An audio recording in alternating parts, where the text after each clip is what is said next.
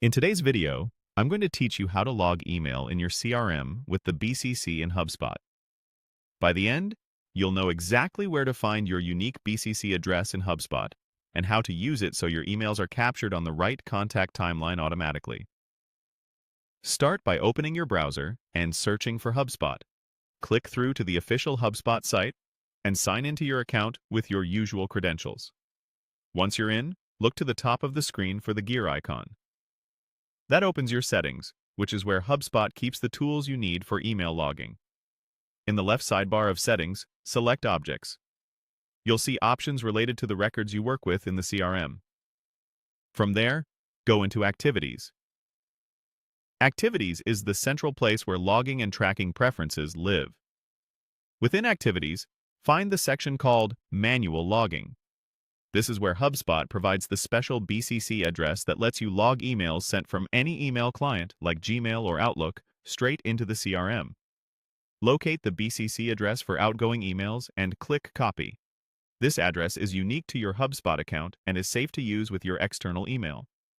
A helpful tip: consider saving this address as a contact or a snippet in your email client so you can add it quickly whenever you need to log an email. Now head back to your CRM and open Contacts. Choose the specific contact you want to email. On the contact record, click Email to compose a new message. In the composer, reveal the BCC field if it's hidden, then paste the BCC address you copied from Settings. Add your subject and message as you normally would. When everything looks good, send the email. Here's what happens next. Because you BCC'd HubSpot's unique address, HubSpot automatically logs the email to the contact's activity timeline, matching based on the recipient's email address.